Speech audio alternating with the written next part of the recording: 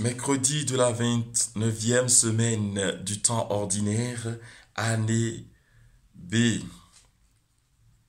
Évangile de Jésus-Christ selon saint Luc, chapitre 12, versets 39 à 48.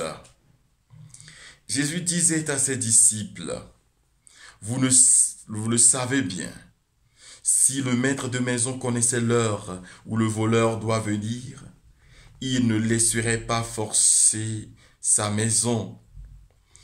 Vous aussi, tenez-vous prêts. C'est à l'heure où vous n'y penserez pas que le Fils de l'homme viendra.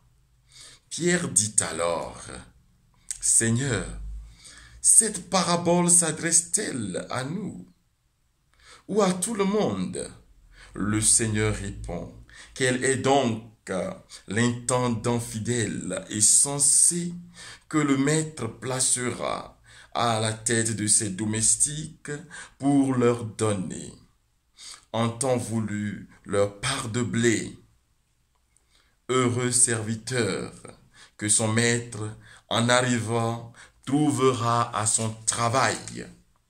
Vraiment, je vous le déclare, il lui confiera la responsabilité de tous ses biens.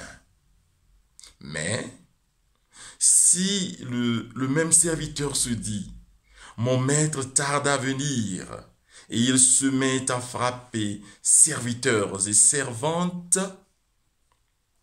et s'il a mangé, à boire et à s'enivrer, son maître viendra le jour où il ne l'attend pas et à l'heure qu'il n'a pas prévue. Il se séparera de lui et le mettra parmi les infidèles. Le serviteur qui, connaissant la volonté de son maître, n'a pourtant pas préparé ni accompli cette volonté, recevra un grand nombre de coups.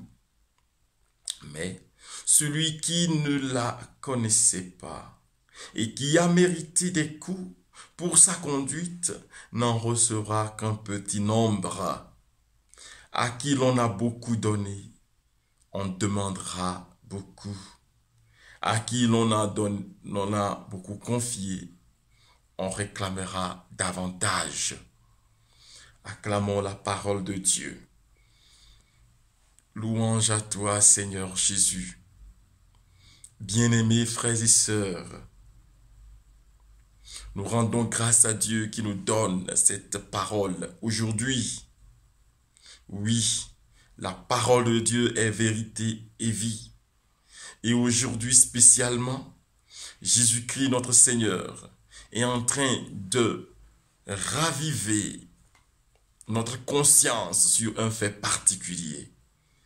Veille. Il s'agit de veiller comme hier dans l'évangile. Veiller.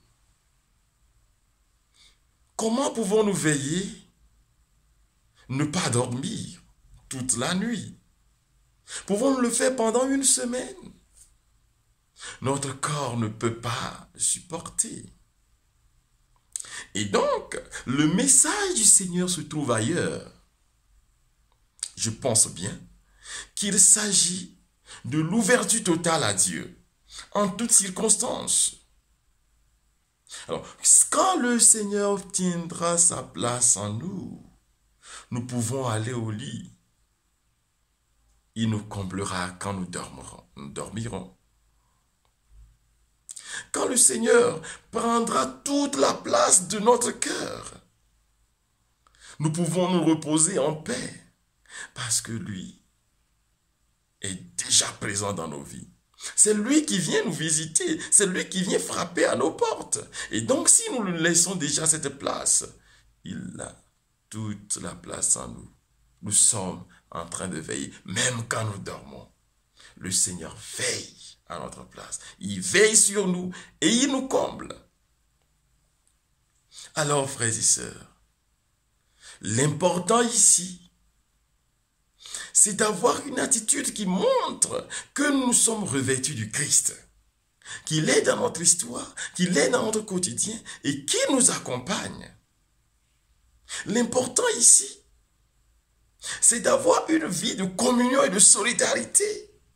Ne pas vivre pour soi-même seulement, mais vivre parce que Dieu existe, parce que Dieu est dans ma vie, parce que Dieu existe dans chaque instant, chaque seconde de ma vie, chaque portion de ma vie.